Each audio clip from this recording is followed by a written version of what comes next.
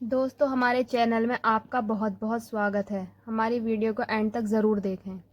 एक लंबी सी सड़क के शुरू होने से पहले एक बोर्ड लगा था, गुलाबी रंग से। उस पर ये अक्षर अंकित थे।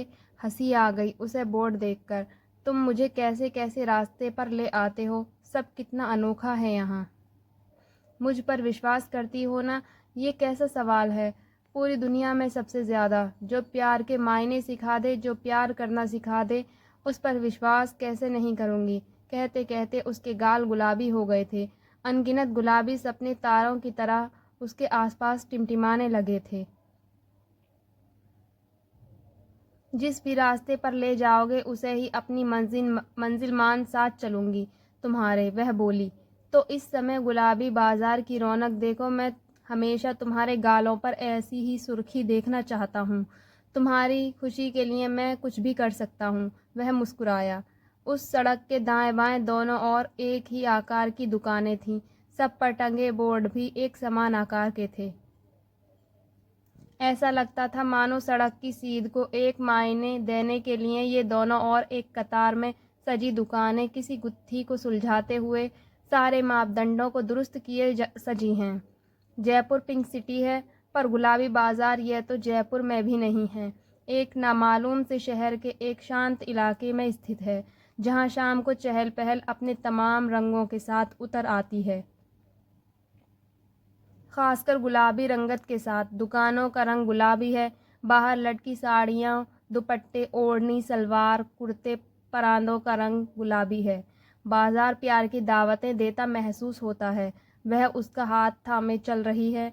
इसी गुलाबी बाजार में उसकी आंखों में ढेर सारे गुलाबी सपने हैं। ये सपने उसके प्यार के कारण ही तो पल रहे हैं। उसके भीतर वह बहुत प्यार करता है उससे, और वह भी तो दिलोजान छिड़कती है उस पर।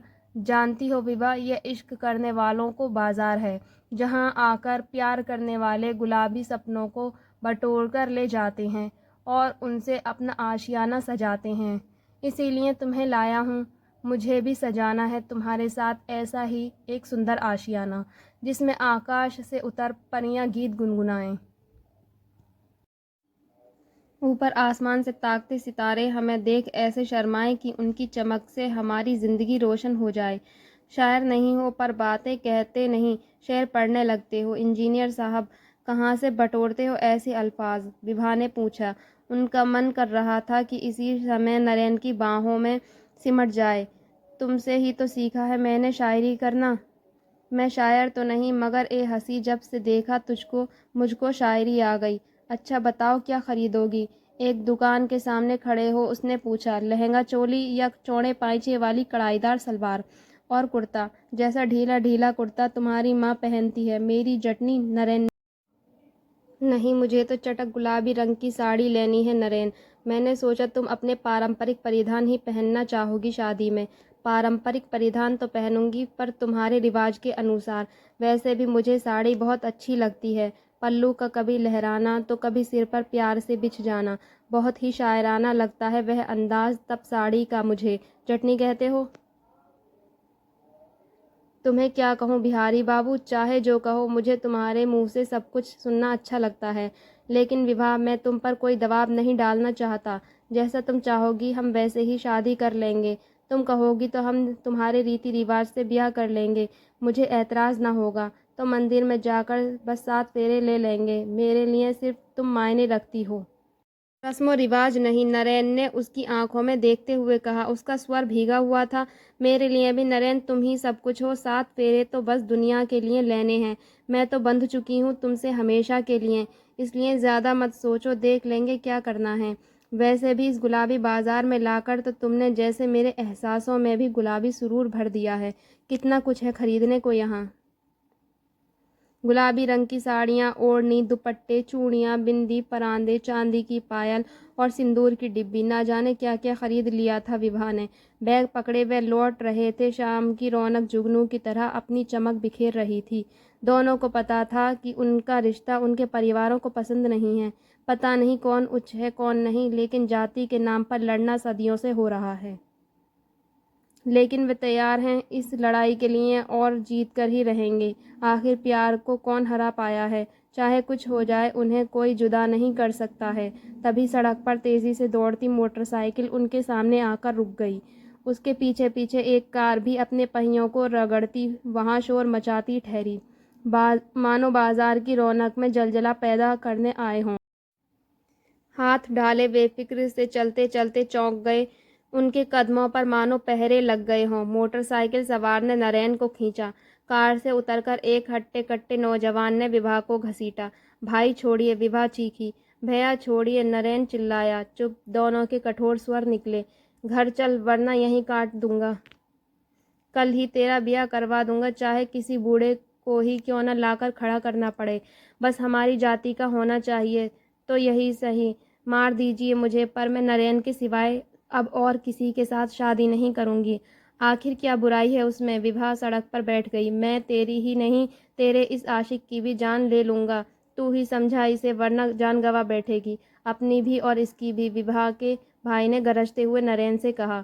नरेन खुद को छुड़ाने की कोशिश करता बोला, विभा को खरोंच भी नहीं आनी चाहिए। मेरे साथ चाहे जो कर लो, पर यह क्या? नरेन फिर चुपचाप मोटरसाइकिल के पास जाकर खड़ा हो गया, वैसे वह जाने को तैयार हो। विभा अवाक अभी भी खड़ी सड़क के खुरदरेपन को महसूस करती वहीं बैठी थी। उसके गालों पर सुर्खी नहीं थी।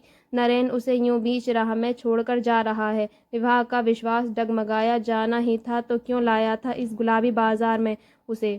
क्यों भरे थे उसने उसकी आंखों में एहसासों के गुलाबी सपने? दोनों तरफ सजी दुकानों पर सियाह रंग उतरता महसूस हुआ उसे। सपने तो सियाह ही होते हैं, तभी तो उन्हें रात में देखा जाता है। वह गुलाबी आखिर कैसे हो सकते हैं? फिर विभा ने अपने मन में आने वाले तमाम ख्यालों को झटका। वह नरेन पर अविश्वास आखिर कैसे कर सकती है? उसने नरेन की ओर देखा। उसकी आंखों में प्यार और आश्वासन दोनों थे। वह समझ गई उसके इशारे, उसकी आंखों की भाषा। अभी जाओ, इस समय इन दोनों के सिर पर खून सवार है। मैं तुम्हारी जान खतरे में नहीं डाल सकता। लेकिन विभा सड़क से उठी नहीं। उसका भाई लगातार उसे खींच रहा था। अचानक नरेन उसके पास आया। उसने बैग में से गुलाबी साड़ी निकाली, जिसके किनारों पर सुनहरे तार झिलमिला रहे थे, और उसे लहराते हुए विभा को उड़ा दिया। साड़ी का पल्लू आकर उसके सिर पर बिछ गया। विभा ने लपेट लिया साड़ी को अपने से। वह उठी और लिपट गई नरेन से। उन दोनों पर लगातार वार हो रहे थे। गुलाबी बाजार उन दो प्रेमियों के प्यार का साक्षी बन उनकी आंखों में दर्द की गुलाबी सुर्खी भरता जा रहा था।